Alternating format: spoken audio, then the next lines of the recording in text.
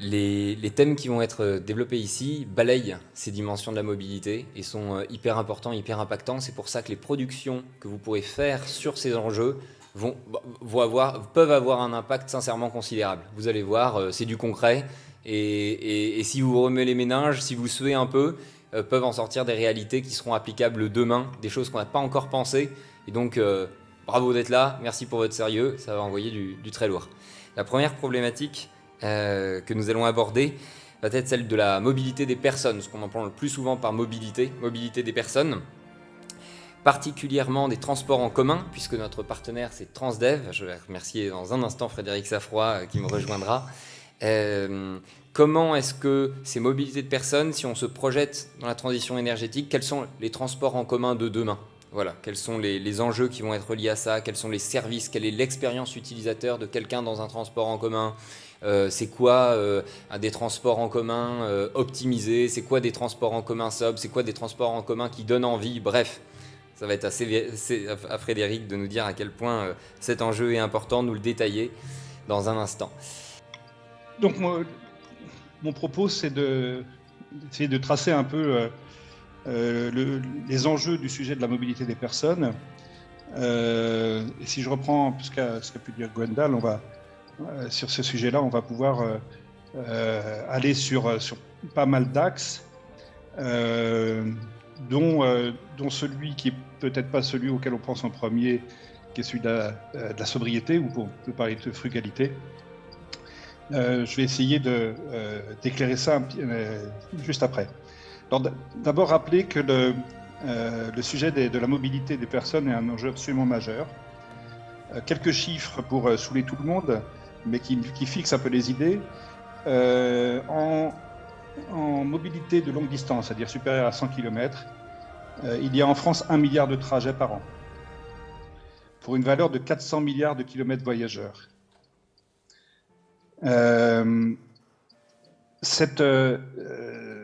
Ce volume de déplacement de longue distance ne fait que croître aux alentours d'1,5% par an.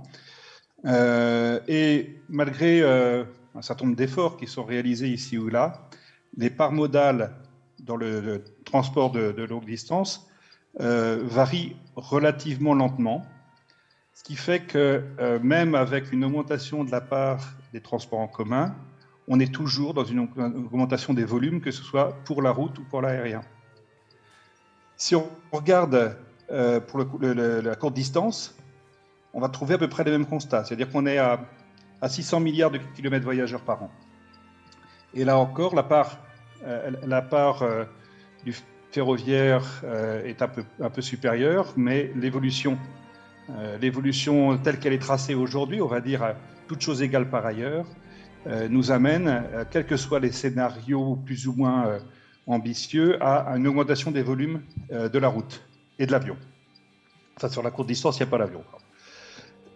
Donc ça, c'est un premier point qui montre qu'on est encore très très loin de tracer un chemin qui nous amène à l'objectif issu de la COP21, l'accord de Paris, où on doit diminuer en France notre empreinte carbone, la diviser par 6, un peu moins de 6. On est à peu près 11 tonnes de CO2 par an par habitant pour un objectif de 1,9. Donc on en est très très loin, donc il va falloir se poser des questions de manière sans doute un peu plus approfondie qu'aujourd'hui. Si on regarde en plus ce qui se passe au niveau du monde, aujourd'hui on a une grosse trentaine de métropoles de plus de 10 millions d'habitants dans le monde. Elles seront plus de 100 en 2040.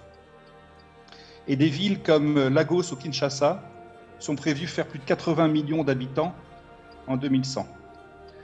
Donc vous imaginez déjà quand on voit la difficulté de se déplacer dans une agglomération comme l'agglomération parisienne qui est autour de 11 millions d'habitants, vous imaginez la problématique sur ces villes de 70-80 millions d'habitants, dont la plupart d'ailleurs sont des villes dans des pays, je ne sais pas s'il faut dire de tiers-monde ou en voie de développement, mais des villes qui ont aujourd'hui peu les moyens d'investir.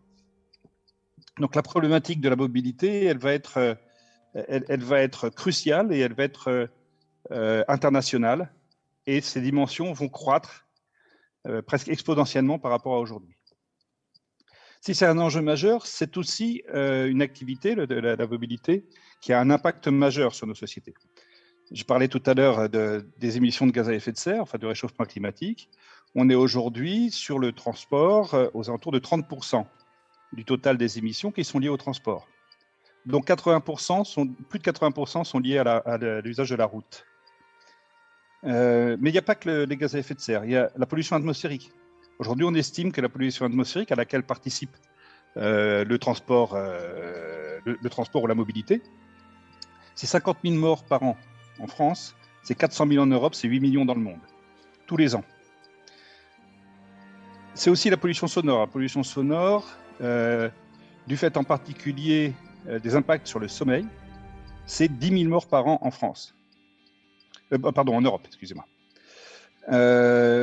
Un autre point qu'il ne faut pas oublier, dans la transition écologique, vous devez savoir qu'il y a un enjeu majeur qu'on évoque trop peu à mon sens, qui est la compétition dans les différents usages du sol, des surfaces. Il faut qu'on ait un maximum de surfaces dédiées à l'alimentation et au piégeage de carbone avec les forêts. Donc il faut avoir utilisé les sols avec parcimonie. Or aujourd'hui, dans nos villes en France, la surface des villes utilisée pour le transport est entre 15 et 25% de la surface totale des villes. À Paris, c'est 27%, dont une grosse majorité pour la voiture.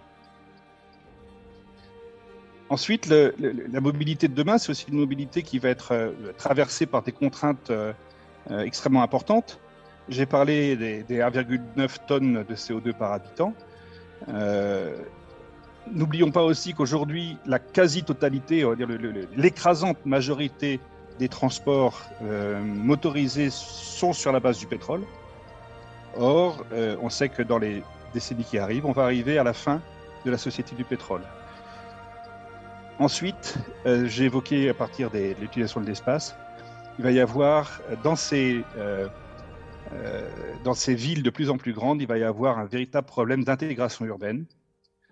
Comment on implémente de la mobilité dans des tissus urbains de plus en plus denses et de plus en plus importants. Ça, c'est les enjeux, les volumes, les contraintes, les objectifs qu'on peut se fixer. Alors, regardons un peu quelles sont les solutions qui peuvent apparaître ou les familles de solutions. Pour moi, la première des solutions, la plus efficace, c'est celle où on joue sur la demande. J'ai coutume de dire que l'énergie la moins polluante, c'est celle qu'on n'utilise pas. Pour jouer sur la demande en matière de mobilité, on va jouer forcément sur l'aménagement du territoire, sur l'organisation urbaine. Gwendal a parlé d'économie circulaire, on pourrait parler de circuits courts, de relocalisation, de mixité des zones d'emploi et des zones de logement. Aujourd'hui, les logements en région parisienne sont à l'ouest, les emplois sont à l'ouest et les logements sont à l'est. Donc ça amène à mettre 1,3 million de voyageurs par jour dans les RER A. Est-ce que c'est la bonne façon de concevoir l'organisation de nos sphères urbaines?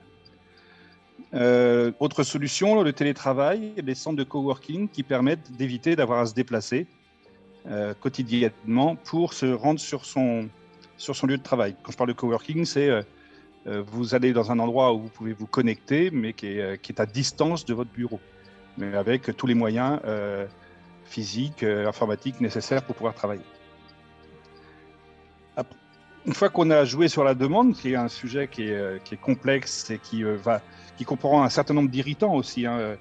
Quand on parle de frugalité, on arrive à la notion de décroissance et vous imaginez bien, vous devez constater la difficulté de débattre sereinement d'un sujet comme celui-là au sein de notre société. Donc on peut jouer aussi sur l'offre. Alors, en vrac, développer les circulations douces.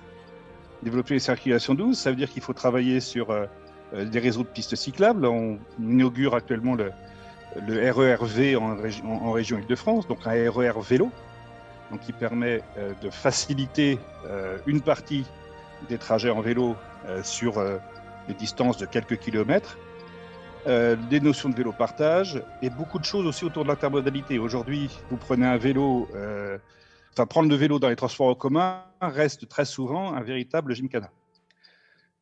Ensuite, il y a le développement des offres de trains, de métro, de tram et de téléphériques urbains. Pourquoi parler de train, métro, tram et téléphériques urbains? C'est que premièrement, ce sont de loin les plus décarbonés des transports. Et ensuite, ce sont les seuls qui sont capables de traiter les volumes de mobilité qui sont nécessaires. Pour donner un exemple, si vous mettiez tous les utilisateurs de la gare du Nord en voiture, il faudrait 3 arrondissements de parking pour garer toutes les voitures. Donc il est clair que et puis si vous voulez aussi avoir le même débit que le RER A, sur une autoroute, il faut 2 fois 16 voies. Donc il y a une obligation quasi évidente de devoir recourir à un développement des transports ferrés dans ces agglomérations et puis dans l'intercité. Olivier, je Oui. ne sais pas si tu as vu mon texto. Encore 2 minutes, encore maintenant. Ouais, j'arrive. Ensuite, le renforcement des contraintes sur... jouer sur l'autre, c'est aussi réduire les avantages de la route. C'est donc renforcer les contraintes sur la route par les péages urbains, par des zones à faible émission, des mesures anti-pollution, des normes, des limitations de vitesse, etc., etc. Troisième catégorie de solutions, c'est les solutions où on travaille sur le service et la tarification. Donc, la mobilité as a service, donc MaaS, travailler, et ça c'est un sujet, beaucoup de startups travaillent sur les systèmes d'information voyageurs, en particulier les systèmes intermodaux et les systèmes en temps réel qui permettent de recaler ces choix de mobilité en fonction de la réalité des aléas rencontrés. Travailler sur la fiabilité des horaires, et ça c'est pas simplement les fiches horaires qui sont en question, c'est quelles sont toutes les causes d'aléas qui produisent une perte de fiabilité dans le respect des horaires. Travailler sur le confort, travailler sur la sécurité et la sûreté. La sûreté, c'est la sûreté des personnes, la sécurité, c'est la sécurité des véhicules. Train, métro, tram sont des moyens de transport très sécurs, mais dans lesquels on a parfois un sentiment d'insécurité en termes de sûreté des personnes qui peut rendre ça rébarbatif. Donc travailler sur sécurité, sûreté, travailler sur l'accueil. Quelle est la place de l'humain dans ces systèmes-là? Est-ce qu'on laisse les gens se débrouiller tout seuls ou est-ce qu'on leur apporte un service humain, quel qu'il soit? Ensuite, sur la tarification, est-ce qu'on peut envisager des systèmes de gratuité, d'abonnement, de prise en charge partielle ou totale par les employeurs?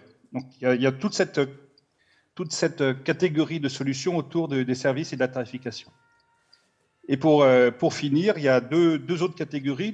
Une catégorie qui est aussi le domaine des startups, qui est l'innover dans les technologies. Et d'abord, travailler de plus en plus dans une approche systémique avec des analyses de cycle de vie, des ACV, avec des calculs d'empreinte carbone, c'est-à-dire regarder si nos solutions ne sont pas des fausses bonnes solutions parce qu'on ne regarde qu'une partie de leur impact en oubliant tout le reste. Développer des nouveaux modes de traction autour des batteries, autour de l'hydrogène. On parlait tout à l'heure, Gwendal parlait de la Gigafactory en Suède. C'est pas du tout la même chose de mettre la Gigafactory en Suède ou en Pologne, puisque l'électricité est nécessaire pour la fabrication des batteries. Dans un cas, c'est de l'hydroélectricité décarbonée, dans l'autre cas, c'est du charbon fortement carboné. Travailler sur les nouveaux matériaux, les matériaux biosourcés. Ne pas oublier, quand je parle de matériaux biosourcés, ça m'amène aussi à travailler sur le biomimétisme, qui est une source de plus en plus importante d'innovation pour aller chercher à regarder ce que le bureau d'études de la vie, qui travaille depuis 3,5 milliards d'années, a inventé comme solution dont on peut s'inspirer pour trouver des solutions sur les domaines qui nous intéressent, et là, la mobilité. Un mot de conclusion? Ah, on me coupe dans mon élan. C'est pourtant passionnant. C'est pourtant passionnant. Oui, après, il y a la lutte contre les particules de freinage et pneumatiques. Il y a l'évolution des revêtements, par exemple. Donc, les revêtements, c'est la source d'îlots urbains de chaleur ou de risque de ruissellement. Donc, vous voyez, il y a un nombre extrêmement large. Si on est dans une approche systémique, on s'aperçoit qu'il y a les solutions, elles peuvent se situer sur l'organisation, sur les technologies, sur les véhicules, sur l'infrastructure, sur l'organisation des villes, etc., etc.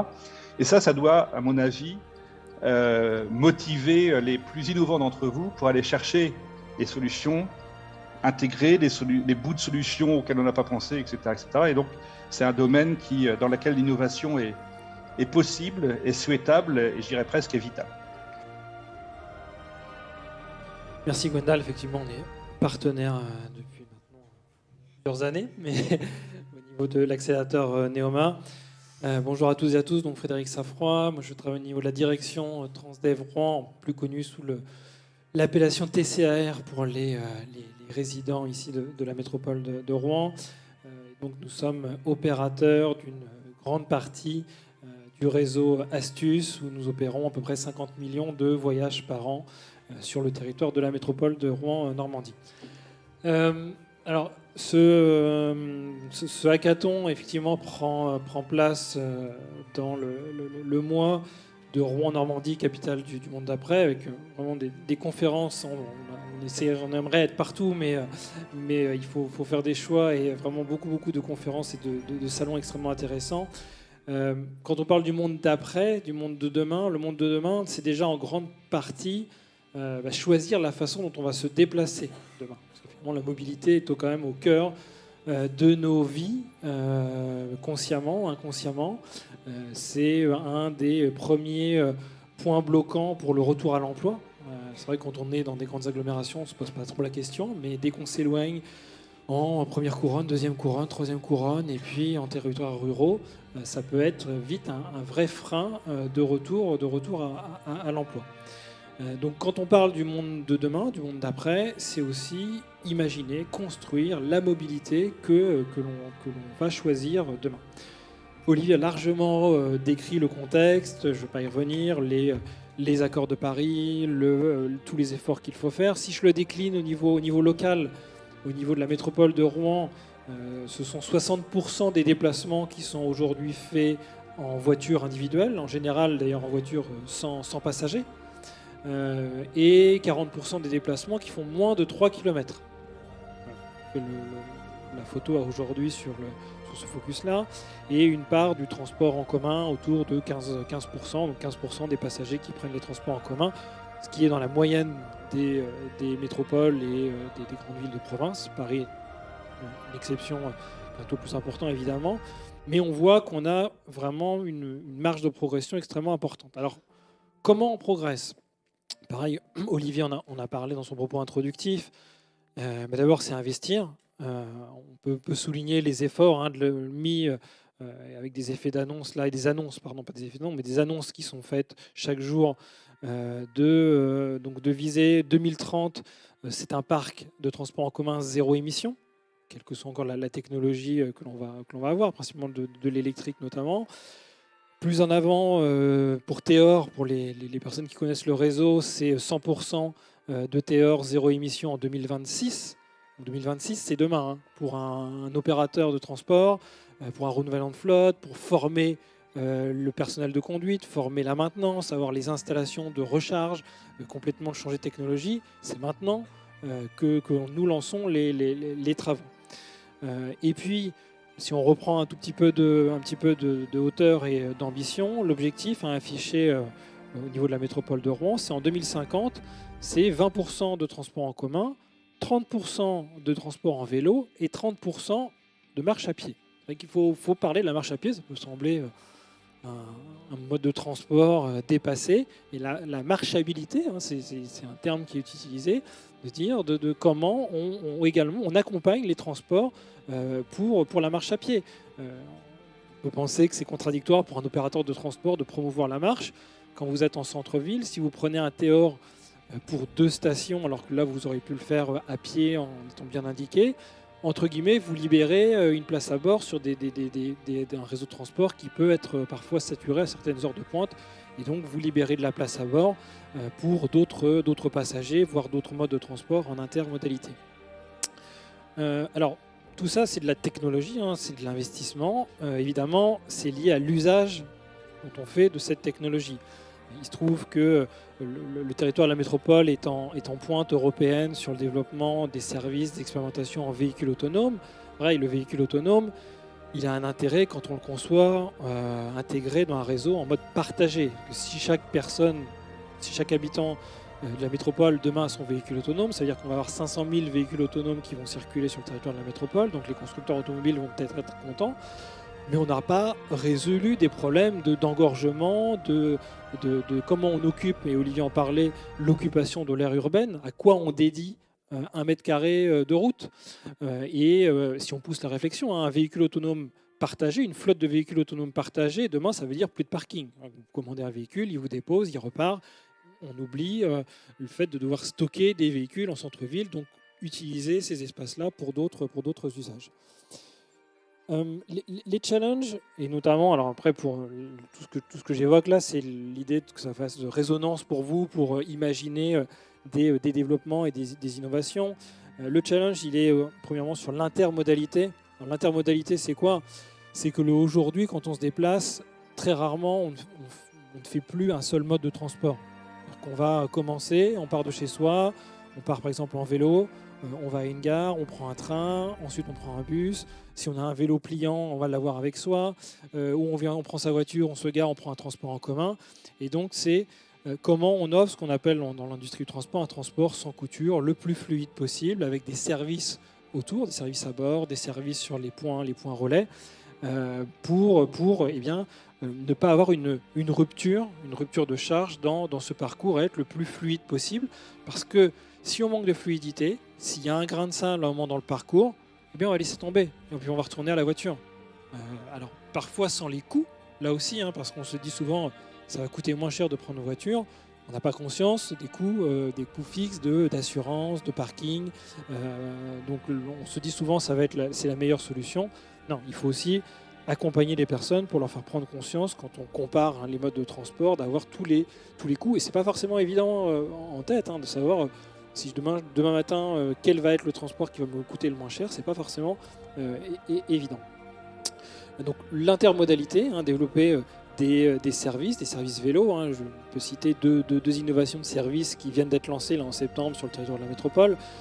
Déjà une location, des locations grand public de vélos à assistance électrique. Donc Lovélo, c'est la nouvelle marque de la métropole de Rouen, pour se faire un avis, tester des vélos à assistance électrique et voir demain si ça peut assurer une réponse à un besoin au sein d'un foyer. Et puis beaucoup plus récemment, le week-end dernier, a été inauguré un service plutôt pour des vélos mécaniques. L'idée étant de remonter les pentes en transport en commun, c'est-à-dire que vous mettez votre vélo mécanique à bord du bus, donc il y a un emplacement, votre vélo est sécurisé, donc là aussi on a des responsabilités en tant qu'opérateur sur ce qui est transporté, on ne transporte pas n'importe comment, on a une responsabilité, Olivier en parlait, de la sécurité et de la sûreté, et a été inauguré un service expérimental dans lequel vous pouvez remonter les pentes gratuitement sur des arrêts montés, avec votre vélo mécanique à bord. L'idée est de s'en dire, vous descendez en vélo et vous remontez sur les arrêts montés avec votre vélo à bord du transport en commun. Derrière, l'idée, c'est de ne pas opposer tous ces modes de transport. Je suis notamment en charge des mobilités actives au sein de Transdev Rouen, NeoIT 12, et c'est de ne pas opposer les bus, les transports en commun et le vélo. On est sur des usagers qui font le choix de ne pas prendre la voiture. Donc vraiment, c'est de travailler encore une fois la complémentarité, l'intermodalité d'usage.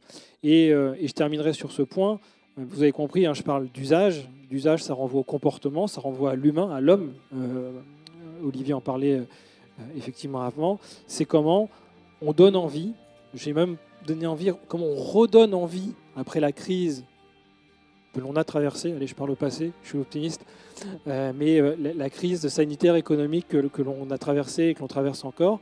Aujourd'hui, il y a encore 20% des habitués des transports en commun précédents qui s'interrogent, qui disent oui, je vais voir, je regarde pour revenir dans les transports en commun. Donc, je vous ai cité tous les chiffres tout à l'heure de part modale, on voit qu'il y avait déjà une grosse marge de progression. Et bien après ces crises que l'on a traversées, il faut réassurer les passagers, redonner envie de transport partagé, de transport en commun, et donc de travailler une véritable expérience client. Comment on valorise l'expérience client dans le transport en commun. Pas forcément à la base l'expérience la plus sexy qui soit, mais comment on donne envie, on valorise, on fait même la promotion, on récompense les personnes qui font cet effort de choisir ces modes partagés, ces modes de transport en commun Et donc, voilà, comment on peut imaginer après des services complémentaires pour faciliter la vie à bord et autour des réseaux de transport. Bonjour à tous. Donc je suis cofondateur de Mobility. Mobility, qui est une application qui va réunir toutes les mobilités sur le territoire français. Comme disait Gwendal, on a fait partie de la dernière cohorte à être accéléré en début d'année à l'accélérateur mobilité de Neoma Business School. Donc Mobility, c'est simple, c'est une application qui va permettre de faciliter les déplacements domicile-travail de vos salariés. C'est une application qui va permettre de regrouper à la fois l'ensemble des modes de transport qui sont présents sur le territoire, de pouvoir réunir les modes de transport personnels, voiture, vélo, la marche à pied, etc., mais également de pouvoir plugger les modes de transport dédiés d'une entreprise. Ça peut être une flotte de navettes, le covoiturage, l'accès à un parking, etc. Cette application, elle va permettre d'offrir des itinéraires qui sont mis à jour en temps réel sur des critères de temps, de coût, d'impact environnemental. Et surtout, on va venir inciter à l'usage des modes de transport éco-responsables. Donc, à chaque fois que vous allez utiliser un vélo, par exemple, vous cumulez des points qui sont échangeables contre des offres de partenaires sur de la mobilité durable, par exemple, ou des offres directement de l'entreprise. Mobility, c'est également une application qui va collecter de l'information. Toute la donnée qui est collectée, elle est bien évidemment anonymisée et elle va être mise à disposition de l'entreprise via une plateforme web qui s'appelle Mobility Insights et qui va permettre de suivre un certain nombre d'indicateurs comme l'usage des différents modes de transport, le bilan carbone, les temps, les distances de déplacement via chacun des différents modes de transport. Et ça va permettre d'alimenter un plan de mobilité, d'alimenter une stratégie de réduction carbone. Comme ça, on va accompagner sur la durée l'entreprise finalement dans toute sa stratégie de mobilité. Aujourd'hui, on travaille avec une méthodologie qui est relativement simple, mais qui est bien éprouvée. On propose un diagnostic et une mobilité qui est gratuit, qu'on pourrait retrouver sur le site internet mobility.io. C'est un diagnostic qui nous permet d'évaluer simplement et rapidement les économies possibles pour une entreprise et qui vont permettre pour nous d'estimer finalement toute l'action qu'on va pouvoir mettre en place pour le client. Derrière, on va venir personnaliser notre solution, à la fois tout l'accompagnement, mais également via la plateforme Mobility, quelles sont les solutions, navettes, parking, covoiturage ou autres qu'on va mettre sur l'application. Et on va venir comme ça accompagner les collaborateurs dans leur changement de comportement, avec sur la durée un suivi des équipes internes de l'entreprise et des échanges réguliers sur les actions qui sont mises en place pour faciliter ces changements de comportement. Je conclurai sur juste quelques cas d'usage qu'on peut avoir chez Mobility, notamment le cas d'usage d'HEC Paris qu'on a déployé très récemment, où la problématique, c'est que le site se trouve très éloigné de Paris et les seuls moyens de s'y rendre, à part la voiture, c'était les transports en commun, peu pratiques, et les navettes. Mais les navettes coûtent toujours d'ailleurs très très cher, avait tendance à être vides et roulent à horaire fixe. Nous, qu'est-ce qu'on a fait? On a réduit très fortement les navettes. Donc, il y avait un taux de remplissage qui était de l'ordre de 25%. Avec les navettes qu'on a gardées, on est sur des taux de remplissage qui sont supérieurs à 80%. Et on est venu remplacer finalement l'usage des navettes par du covoiturage, des vélos en libre service et l'utilisation d'un outil de VTC qui permet d'avoir des prix fixes 24 heures sur 24 et 7 jours sur 7. Grâce à ça, on a une baisse considérable du bilan carbone pour le campus d'HEC et surtout, ça leur permet dès la première année de faire plus de 100 000 € d'économie grâce à la réduction de la flotte de navettes. Et bien évidemment, ça leur donne des modes de transport qui sont disponibles toute la journée et pas uniquement à horaire fixe. Et un autre cas d'usage que je voulais mettre en avant, c'était celui de Capgemini, également en train d'être déployé. On travaille sur 6 sites en zone périurbaine, sur la zone de Toulouse. La problématique, c'est plusieurs choses. Capgemini aujourd'hui souhaite s'investir dans une démarche globale de réduction de son empreinte carbone et de celle de ses partenaires. Mais au niveau de la mobilité, c'est difficile à mettre en place et il n'y a pas d'outils qui sont proposés. Ils ont du covoiturage en interne mais qui n'est pas utilisé et il y a un très très fort usage de la voiture. Nous, la mission qu'on a actuellement, c'est pouvoir former chez eux des ambassadeurs mobilité durable qui vont être des relais de mobility et de l'utilisation de nos services dans l'entreprise. Et on vient plugger sur Mobility un service de covoiturage avec des offres personnalisées pour les collaborateurs, une solution d'autopartage qui est utilisée en interne, l'utilisation pareil d'un VTC avec des préfixes 24h/24 et surtout on vient accompagner le changement, la transition du parc automobile qui va passer sur des véhicules 100% électriques avec une carte des bornes électriques à la fois sur les sites de Capgemini mais également sur l'ensemble du territoire pour que chacun sache où aller brancher sa voiture à tout moment. Un mot de conclusion, Lucas ?